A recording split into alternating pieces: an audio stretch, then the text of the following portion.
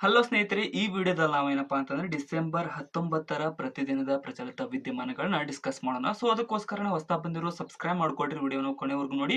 ತುಂಬಾ ಇಂಪಾರ್ಟೆಂಟ್ ಆದಂತಹ current affairs video ಆಗಿರುತ್ತೆ. ಸೊ ನೋಡ್ಕೊಳ್ರಿ. ಮತ್ತೆ ಏನಪ್ಪಾ ಅಂದ್ರೆ ಇವುಗಳು ಈ ಕರೆಂಟ್ ಅಫೇರ್ಸ್ ಏನಿದೆ ಅಲ್ಲ ಡೈಲಿ ಮಾಡ್ತಾ ಬರ್ತಾ ಇದೀವಿ. ಸೊ ವೀಕ್ಲಿ ಕರೆಂಟ್ ಅಫೇರ್ಸ್ ಇರುತ್ತೆ, ಮತ್ತೆ ಮಂತ್ಲಿ ಕರೆಂಟ್ ಅಫೇರ್ಸ್ ಕೂಡ ಮಾಡ್ತಾ ಇದ್ದೀನಿ. ಮತ್ತೆ ಏನಪ್ಪಾ ಅಂತ ಅಂದ್ರೆ ಇದರ ನೋಟ್ಸ್ ಇದೆಲ್ಲ ಹ್ಯಾಂಡ್ ರಿಟನ್ ನೋಟ್ಸ್, ಅದನ್ನ ನಾನು ನಮ್ಮ ಡಿಸ್ಕ್ರಿಪ್ಷನ್ ಇರತಕ್ಕಂತ ನಮ್ಮ ಚಾನಲ್ ಲಿಂಕ್ ಅನ್ನು ಕೂಡ ಹಾಕಿರ್ತೀನಿ, ಅದನ್ನು ಕೂಡ ಸ್ವಲ್ಪ ನೋಡ್ಕೊಡ್ರಿ. ಸೊ ಮೊದಲನೇದಾಗಿ ಏನಿದೆ ನೋಡಿ, ಈ ದಿನವನ್ನ ಗೋವಾ, ದಮನ್ ಮತ್ತು ದಿಯು ಈ ಮೂರು ರಾಜ್ಯಗಳು ಏನಿದಾವಲ್ಲ, ಸೊ ಪ್ರೆಸೆಂಟ್ ಇವ್ರು ಅಂದ್ರೆ ದಮನ್ ಮತ್ತು ದಿಯು ಯೂನಿಯನ್ ಟೆರಿಟರಿ ಅಂದ್ರೆ ಕೇಂದ್ರಾಡಳಿತ ಪ್ರದೇಶಗಳಿದಾವೆ ಪ್ರೆಸೆಂಟ್.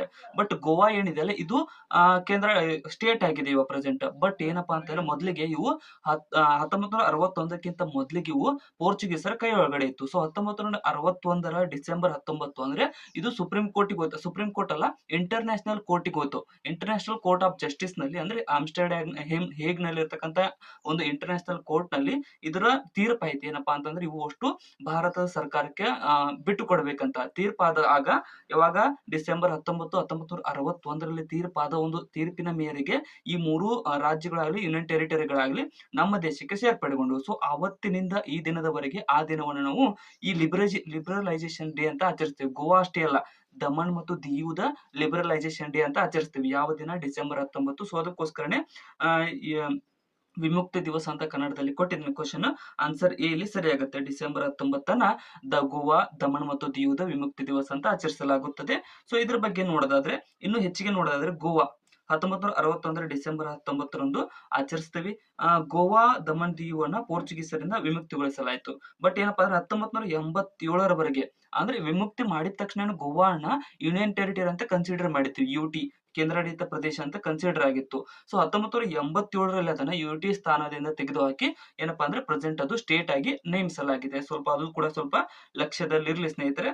ನೆಕ್ಸ್ಟ್ ನೋಡೋದನ, ದೇಶದ ಮೊದಲ ಡಯಾಬಿಟಿಸ್ ಬಯೋ ಬ್ಯಾಂಕ್ ಅನ್ನು ಎಲ್ಲಿ ಸ್ಥಾಪಿಸಲಾಗಿದೆ ಅಂತ ಕೇಳಿದ್ದಾರೆ. ಸೊ ಡಯಾಬಿಟಿಸ್ ಅಂತಂದ್ರೆ ಶುಗರ್ ಅಂತ ಕರಿತೀವಿ ನಾವು, ಆಡು ಭಾಷೆಯಲ್ಲಿ ಶುಗರ್ ಅಂತ ಕರಿತೀವಿ. ಡಯಾಬಿಟಿಸ್ ಅನ್ನುವಂತ ಮಧುಮೇಹ, ಕನ್ನಡದಲ್ಲಿ ಮಧುಮೇಹ ಅಂತ ಕರಿತೀವಿ. ಸೊ ಇದರ ಒಂದು ಏನಪ್ಪಾ ಅಂದ್ರೆ ಡಯಾಬಿಟಿಸ್ ಬಯೋ ಬ್ಯಾಂಕ್ ಅಂದ್ರೆ ಏನು?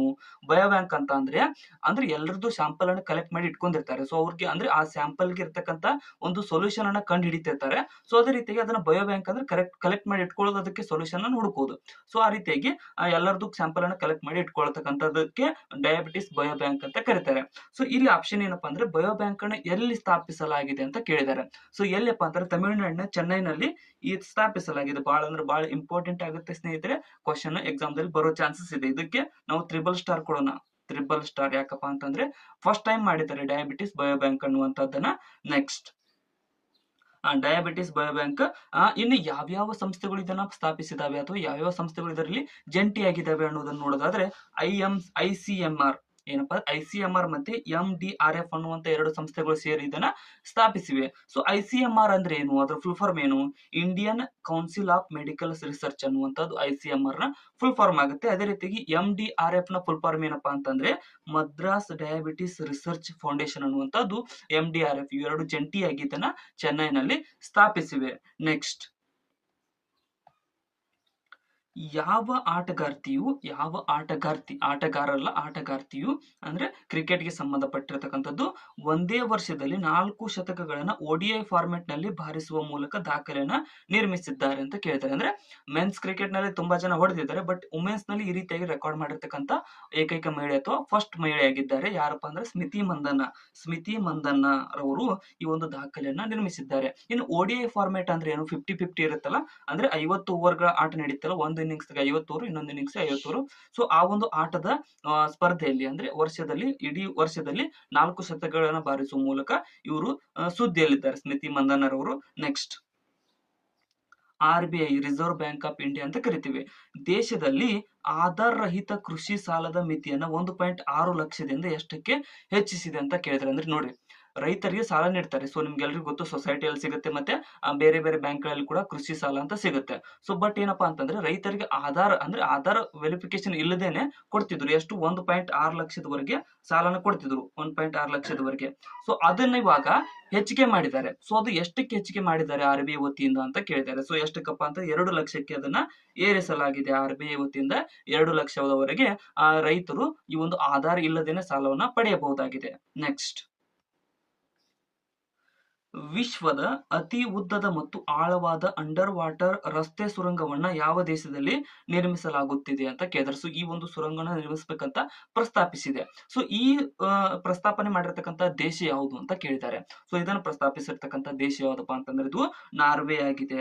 ಸೊ ಅಂಡರ್ ವಾಟರ್ ಅಂದ್ರೆ ಅತ್ಯಂತ ಉದ್ದದ ಮತ್ತು ಆಳದ, ಅತ್ಯಂತ ಡೀಪೆಸ್ಟ್ ಮತ್ತೆ ಆ ಉದ್ದದ ಒಂದು ಏನಪ್ಪಾ ಅಂದ್ರೆ ಅಂಡರ್ ವಾಟರ್ ಟನಲ್ ರಸ್ತೆ ಸಾರಿಗೆಯನ್ನ ನಿರ್ಮಿಸುತ್ತಿದೆ. ಸೊ ಈ ಒಂದು ಸಾರಿಗೆ ಬಗ್ಗೆ ನೋಡೋದಾದ್ರೆ ಏನಪ್ಪಾ ಅಂತಂದ್ರೆ 1300 ಅಡಿ ಸಮುದ್ರದ ಕೆಳಗೆ, ಅಂದ್ರೆ ಸಮುದ್ರ ಮಟ್ಟದಿಂದ 1300 ಅಡಿ ಕೆಳಗೆ ಹೋಗಿ ಅವ್ರು ಇದನ್ನ ನಿರ್ಮಿಸ್ತಾ ಇದ್ದಾರೆ. ಮತ್ತೆ 16 ಮೈಲಿ ಅಂದ್ರೆ ಎಷ್ಟು ಕಿಲೋಮೀಟರ್, 25.75 ಕಿಲೋಮೀಟರ್ ಅಷ್ಟು ಇದ್ರ ಉದ್ದ ಇದೆ ನೋಡಿ ಸ್ನೇಹಿತರೆ. ಬಹಳ ಲಾಂಗೆಸ್ಟ್ ಮತ್ತೆ ಡೀಪೆಸ್ಟ್ ಆಯ್ತು. ಸೊ ಅದೇ ರೀತಿಯಾಗಿ ಇದನ್ನ ಅವರು ಟಾರ್ಗೆಟ್ ಇಟ್ಕೊಂಡಿದ್ದಾರೆ. ಯಾವ 2033ರ ವೇಳೆಗೆ ಇದನ್ನ ಪೂರ್ಣಗೊಳಿಸ್ತೇವೆ ಅಂತ ಟಾರ್ಗೆಟ್ ಅನ್ನು ಕೂಡ ಇಟ್ಕೊಂಡು ಸ್ಥಾಪಿಸಿದ್ದಾರೆ. ಇದಕ್ಕೆ ರೊಕ್ಕ ನೋಡ್ರಿ ಎಷ್ಟಪ್ಪ ಅಂತಂದ್ರೆ $46 ಬಿಲಿಯನ್ ಅಂದಾಜು ವೆಚ್ಚದಲ್ಲಿ ಇದನ್ನ ಅಭಿವೃದ್ಧಿ ಪಡಿಸಲಾಗುವುದು ಅಂತ ಹೇಳಲಾಗಿದೆ. ನೆಕ್ಸ್ಟ್ 2025ರ ವಿಶ್ವ ಅಥ್ಲೆಟಿಕ್ಸ್ ಕಾಂಟಿನೆಂಟಲ್ ಟೂರ್ನಮೆಂಟ್ ಅನ್ನು ಎಲ್ಲಿ ನಡೆಸಲಾಗುವುದು ಅಂತ ಕೇಳಿದ್ದಾರೆ ನೋಡ್ರಿ. 2025 ವಿಶ್ವ ಅಥ್ಲೆಟಿಕ್ಸ್ ಕಾಂಟಿನೆಂಟಲ್ ಟೂರ್ನಮೆಂಟ್ ಅನ್ನ ಎಲ್ಲಿ ನಡೆಸಲಾಗುವುದು ಅಂತಂದ್ರೆ ಇದು ನಮ್ಮ ಭಾರತದ ಭುವನೇಶ್ವರ, ಒಡಿಶಾ ರಾಜ್ಯದ ಭುವನೇಶ್ವರದಲ್ಲಿ ಇದನ್ನ ನಡೆಸಬೇಕಂತ ಘೋಷಿಸಿದ್ದಾರೆ. ಸೊ ಅಂದ್ರೆ ಅಡ್ವಾನ್ಸ್ ಘೋಷಣೆ ಮಾಡ್ತಾರೆ, ಅದಕ್ಕೆ ಪ್ರಿಪರೇಷನ್ ಕೂಡ ಇವಾಗಿಂದಾನೆ ಸ್ಟಾರ್ಟ್ ಮಾಡ್ಕೊಂಡಿರ್ತಾರೆ. ಸೊ ಇದು ಈ ರೀತಿಯಾಗಿ ನಡೆಸ್ತಾ ಇರ್ತಕ್ಕಂಥದ್ದು ಬಹಳ ಇಂಪಾರ್ಟೆಂಟ್ ಆಗುತ್ತೆ. ನೆಕ್ಸ್ಟ್ ಇದು ಏನಪ್ಪಾ ಅಂದ್ರೆ ಪ್ರತಿ ವರ್ಷ ನಡೆಯುತ್ತೆ. ಕಾಂಟಿನೆಂಟಲ್ ಈ ಒಂದು ಟೂರ್ನಮೆಂಟ್ ನಡೀತಕ್ಕಂಥ ಪ್ರತಿ ವರ್ಷ ನಡೆಯುತ್ತೆ. ಸೊ 2020ರಲ್ಲಿ ಇದನ್ನ ಪ್ರಾರಂಭಿಸಲಾಗಿದೆ. 2022ರಲ್ಲಿ ಇದನ್ನ ಪ್ರಾರಂಭಿಸಲಾಗಿರ್ತಕ್ಕಂಥದ್ದು. ನೆಕ್ಸ್ಟ್ ರಾಷ್ಟ್ರೀಯ ಶಕ್ತಿ ಸಂರಕ್ಷಣಾ ಸೂಚ್ಯಂಕದಲ್ಲಿ ಯಾವ ರಾಜ್ಯಕ್ಕೆ ಪ್ರಥಮ ಸ್ಥಾನ ದೊರಕಿದೆ ಅಂತ ಕೇಳಿದ್ರು. ಸೊ ಎನರ್ಜಿ ಕನ್ಸರ್ವೇಷನ್ ಇಂಡೆಕ್ಸ್ ನಲ್ಲಿ ಯಾವ ರಾಜ್ಯ ಪ್ರಥಮ ಸ್ಥಾನದಲ್ಲಿದೆ ಅಂತ ಕೇಳಿದ್ದಾರೆ. ಸೊ ಈ ಒಂದು ವರದಿ ಬರುತ್ತೆ. ಸೊ ಏನಪ್ಪಾ ಅಂದ್ರೆ ಯಾವುದು ಹೆಚ್ಚು ಎನರ್ಜಿ ಕನ್ಸರ್ವ್ ಮಾಡಿರುತ್ತೆ ಸ್ಟೇಟ್ ಅನ್ನುವಂಥದ್ರ ಮೇಲೆ ಯಾವ ರಾಜ್ಯ ಫಸ್ಟ್ ಇದೆಯಪ್ಪ ಅಂತಂದ್ರೆ ಇದು ಮಹಾರಾಷ್ಟ್ರ. ಈ ವರ್ಷದ 2024ರ ವರದಿಯಲ್ಲಿ ಮಹಾರಾಷ್ಟ್ರ ಫಸ್ಟ್ ಇದೆ.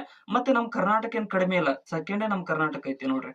ಎನರ್ಜಿ ಕನ್ಸರ್ವೇಷನ್ ಇಂಡೆಕ್ಸ್ ನಲ್ಲಿ ಸೆಕೆಂಡ್ ಕರ್ನಾಟಕ. ಇದು ಇಂಪಾರ್ಟೆಂಟ್ ಯಾಕಪ್ಪ ಅಂತಂದ್ರೆ ನಮ್ಮ ಕರ್ನಾಟಕ ಒಂದು ಸಾಧನೆ ಮಾಡಿದೆ. ಸೊ ಅದಕ್ಕೋಸ್ಕರ ಸೆಕೆಂಡ್ ಇದೆ, ಬಹಳ ಇಂಪಾರ್ಟೆಂಟ್ ಆಗುತ್ತೆ, ಸ್ವಲ್ಪ ಲಕ್ಷ್ಯದಲ್ಲಿರ್ಲಿ. ನೆಕ್ಸ್ಟ್ ಒಂದು ನಿಮಿಷ. 2024ರ national conference of chief secretary ಸಭೆಯು ಎಲ್ಲಿ ನಡೆಯುತ್ತಿದೆ ಅಂತ ಕೇಳಿದ್ದಾರೆ. 2024ರ national conference of chief secretary ಸಭೆ ಅಂದ್ರೆ 4ನೇ ಆವೃತ್ತಿ, ಅದು 4th national conference of chief secretary ಸಭೆ ಎಲ್ಲಿ ನಡೆದಿರ್ತಕ್ಕಂಥದ್ದು ಅಂದ್ರೆ ಇದು ನವದೆಹಲಿಯಲ್ಲಿ ನಡೆದಿದೆ. ಇದರ ಅಧ್ಯಕ್ಷತೆಯನ್ನ ನಮ್ಮ ಪ್ರಧಾನಿಯಾದಂತಹ ನರೇಂದ್ರ ಮೋದಿ ಅವರು ವಹಿಸಿಕೊಂಡಿದ್ದಾರೆ. ನೆಕ್ಸ್ಟ್ ಇದ್ರ ಬಗ್ಗೆ ಸ್ವಲ್ಪ ನೋಡೋದಾದ್ರೆ 4ನೇ ಆವೃತ್ತಿಯದಾಗಿದ್ದು ಅಧ್ಯಕ್ಷರು ನರೇಂದ್ರ ಮೋದಿ ಅವರಿದ್ದಾರೆ. 3 ದಿನದ ಸಭೆ ಇದು, 3 ದಿನ ಈ ಸಭೆ ನಡೀತಕ್ಕಂಥದ್ದು. ನೆಕ್ಸ್ಟ್ ಇತ್ತೀಚೆಗೆ ಡೆಸರ್ಟ್ ನೈಟ್ ಎಂಬ ಯುದ್ಧ ಅಭ್ಯಾಸವು, ಡೆಸರ್ಟ್ ನೈಟ್ ಅನ್ನುವಂಥದ್ದು ಒಂದು ಯುದ್ಧ ಅಭ್ಯಾಸ. ಸೊ ಅಂದ್ರೆ ನೌಕಾಪಡೆ ಆಗಲಿ ಏರ್ಫೋರ್ಸ್ ಆಗಲಿ 3 ಸೇನಾ ತುಕಡಿ ಇದರಲ್ಲಿ ಭಾಗವಹಿಸಿದವೆ. ಸೊ ಅದು ಭಾರತ ಮತ್ತು ಯಾವ ದೇಶಗಳ ನಡುವೆ ನಡೆಯಿತು ಅಂತ ಕೇಳಿದ್ದಾರೆ. ಸೊ ಇದು ಒಂದೇ ದೇಶ ಅಲ್ಲ, ಟ್ರೈಲ್ಯಾಟ್ರಲ್ ಸಿರೀಸ್ ಅಂತ ಕರಿತೇವೆ. ಅಂದ್ರೆ 3 ದೇಶಗಳು ಇದರಲ್ಲಿ ಇನ್ವಾಲ್ವ್ ಆಗಿದ್ದಾವೆ. ಸೊ ಅವು ಯಾವ್ಯಾವು? ಫ್ರಾನ್ಸ್ ಮತ್ತೆ UAE 2 ದೇಶಗಳು, ಭಾರತ, ಫ್ರಾನ್ಸ್ ಮತ್ತೆ UAE ಈ 3 ದೇಶಗಳ ಜಂಟಿ ಸಮರಾಭ್ಯಾಸ ಇದು. ಸೊ ಇದು ನಡೆದಿರ್ತಕ್ಕಂಥದ್ದು ಅರೇಬಿಯನ್ ಸೀ ನಲ್ಲಿ. ಕರಾಚಿ ಬರುತ್ತಲ್ಲ, ಕರಾಚಿಯ ದಕ್ಷಿಣ ಪೂರ್ವಕ್ಕೆ, ಅಂದ್ರೆ ಇದೇನ್ ಕರಿತೀರಿ ನೀವು ಇಂಗ್ಲಿಷ್ ಒಳಗಡೆ, ಇಂಗ್ಲಿಷ್ ಒಳಗಡೆ ಸೌತ್ ಈಸ್ಟ್ ಅಂತ ಕರಿತೀವಿ. ಆ ಡೈರೆಕ್ಷನ್ ದಲ್ಲಿ ಅರೇಬಿ ಸಮುದ್ರದಲ್ಲಿ ನಡೆದಿರ್ತಕ್ಕಂಥದ್ದು ಎಕ್ಸರ್ಸೈಸ್ ಡೆಸರ್ಟ್ ನೈಟ್ 2024. ಸ್ಥಳ ಎಲ್ಲಿ ನಡೆದಿದೆ? ಅರೇಬಿಯನ್ ಸಮುದ್ರ. ನಿಮ್ಗೆ ಅರೇಬಿಯನ್ ಸಮುದ್ರ ಅಂತ ನೆನ್ಪಿಟ್ಕೊಂಡ್ರೆ ಸಾಕು. ಅರೇಬಿಯನ್ ಸಮುದ್ರದಲ್ಲಿ ನಡೆದಿದೆ. ಭಾರತ, ಫ್ರಾನ್ಸ್ ಮತ್ತೆ UAE ಇದರಲ್ಲಿ ಭಾಗಿಯಾಗಿರ್ತಕ್ಕಂಥದ್ದು. ನೆಕ್ಸ್ಟ್ 2025ರ ಮಹಾಕುಂಭಮೇಳ 2025 ನಡೀತಾ ಇದೆ. ಸೊ ಅಡ್ವಾನ್ಸ್ ಪ್ರಿಪರೇಷನ್ ಕೂಡ ಸ್ಟಾರ್ಟ್ ಆಗಿದೆ.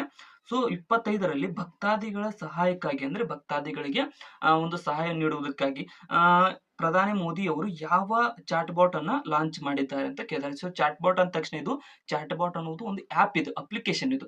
ಸೊ ಇದನ್ನ ನರೇಂದ್ರ ಮೋದಿ ಅವರು ಪ್ರಾರಂಭಿಸಿದ್ದಾರೆ. ಇದರ ಹೆಸರೇನು ಅಂತ ಕೇಳಿದ್ದಾರೆ. ಸೊ ಹೆಸರು ತುಂಬಾ ಇಂಪಾರ್ಟೆಂಟ್ ಆಗುತ್ತೆ.